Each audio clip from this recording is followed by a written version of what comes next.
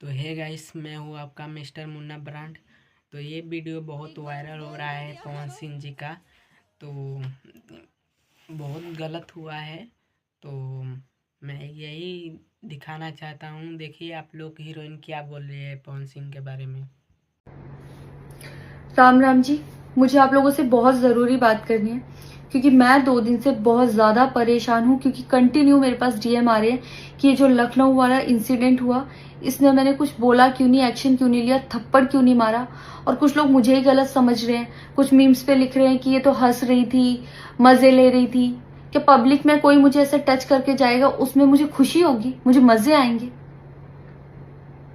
सारी बात ये थी कि जब इनका सॉन्ग के लिए मेरे पास कॉल आया तो मैंने सारी चीज़ें क्लियर कर ली थी कि इसमें ऐसा वैसा कॉस्ट्यूम तो नहीं है, कोई डबल मीनिंग लाइन तो नहीं है, और इसमें ऐसा वैसा सीन तो नहीं है। और मैं शूट पर गई, शूट पे सब कुछ नॉर्मल था, मुझे कोई प्रॉब्लम नहीं हुई। जब इन्होंने मुझे लखनऊ के इवेंट के लिए बोला तो मैंने हाँ बोल दिया क्योंकि मुझे शूट पर भी कोई प्रॉब्लम नहीं हुई थी। और जब मैं लखनऊ में गई, मैं स्टेज पर थी, मैं पब्लिक से बात कर रही थी, पवन सिंह जी ने मुझे बोला कि इधर कुछ लगा हुआ है। उससे थोड़ी देर पहले ही मेरी ड्रेस वो न्यू थी, साड़ी में नीचे टैग लगा रह गया था। तो मेरे दिमाग में आया कि शायद ब्लाउज का भी टैग लटक रहा होगा। मैं हंसकर उस चीज को दबा रही थी कि अगर मेरा टैग लगा भी है तो वो चीज जिस टाइम मैं पब्लिक से माइक में बात कर रही हूँ उस टाइम ना बोल के साइड में भी बोली जा सकती है। इसलिए मैं उस चीज को उस टाइम पे दबा रही थी। मैंने हंस के टाला, अवॉइड किया और फिर दोबारा बात करने लगी। वो बोले नहीं कुछ लगा है, नहीं कुछ लगा है। तो मैंने कहा नहीं लगा। वो बोले लगा हुआ है। तो मुझे लगा कि शायद ये तो मेरे को लग रहा था कि कुछ लगा है इसलिए ये बोल रहे हैं। और पर फिर भी मैंने हंस के वहां पे टाला, पब्लिक से अपनी बात कंप्लीट की। कंप्लीट करने के बाद जब मैं अपने टीम मेंबर से मैंने पूछा साइड में जाके कि कुछ लगा है, क्या लगा है, उन्होंने बोला कुछ भी नहीं लगा था। जब मैंने देखा मेरे सच में कुछ नहीं लगा था, तब मुझे बहुत ज्यादा बुरा लगा, गुस्सा आया और रोना भी आया। लेकिन मुझे ये नहीं समझ आया कि मैं अब क्या करूं यहाँ पर, क्योंकि जहां मैं गई थी लखनऊ में, पवन सिंह जी खुद भी वहीं के रहने वाले हैं, उसी जगह पर इवेंट था। जितना वो क्राउड था वो सारा उनका फैन बेस था। उनको भगवान बोल रहे थे और भक्त बोल बोल के उनके पैरों में गिर रहे थे। वो उनका फैन बेस था, क्राउड था। तो मुझे समझ नहीं आया कि मैं क्या करूं। अगर मैं कुछ भी बोलती तो क्या वो लोग मुझे सपोर्ट करते। मेरे साथ कुल 3-4 बंदे यहाँ से गए थे, तो वहां जितना क्राउड था, क्या वो लोग मेरा साथ देता। मैंने सोचा मैं बैक स्टेज जाके बात करूंगी। इतनी देर में थोड़ी देर रील्स वील्स बन के अचानक से वो उतर के चले गए बीच में ही इवेंट के।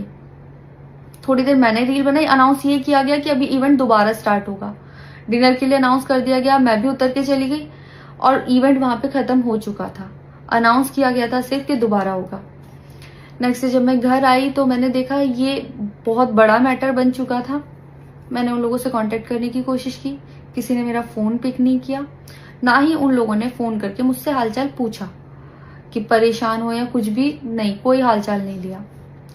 मैं पोस्ट करना चाहती थी, जो लोग लिख रहे थे कि मजे आए या हंस रही है, मैं रिप्लाई में पोस्ट करना चाहती थी। मेरे को किसी का कॉल आया था कि पवन सिंह की पीआर टीम बहुत स्ट्रांग है और कुछ भी ऐसा वैसा मत लिखना और ना पोस्ट करना, क्योंकि वो लोग अगर कुछ लिखेंगे ना, बहुत कुछ उल्टा लिख देंगे तुम्हारे लिए और बहुत कुछ कहेंगे और बहुत बड़ा मैटर बन जाएगा। अभी जितना परेशान हो उससे ज्यादा परेशान हो जाओगी, तो छोड़ो। मैंने ये सोच के इस चीज को अवॉइड किया। मुझे लगा 1-2 दिन में मैटर थोड़ा ठंडा हो जाएगा, कोई बात नहीं। मैंने कहा पर्सनली कभी बात करूंगी इस बारे में इनसे। लेकिन बढ़ता जा रहा है। ऊपर से ना उनकी तरफ से कोई रिप्लाई मिला और मुझे नहीं पता कि ऐसे में मुझे क्या करना चाहिए था और क्या करना चाहिए। आप लोग मुझे बताओ, मुझे ऐसे में क्या करना चाहिए। मैं बिल्कुल भी सपोर्ट नहीं करती कि हाँ ये चीज नॉर्मल है या इसको नॉर्मल समझूं। किसी भी लड़की को उसके बिना परमिशन के टच करना ही पहली बात बहुत गलत है, और फिर इस तरीके से टच करना तो हद से ज्यादा गलत है। यही सेम चीज अगर हरियाणा में हुई होती ना, तो मुझे जवाब देने की जरूरत नहीं पड़ती। यहाँ की पब्लिक अपने आप जवाब दे देती, यहाँ की ऑडियंस फुल सपोर्ट करती और जवाब देती। लेकिन मैं उनकी जगह पर थी, वो यहाँ पे नहीं थे।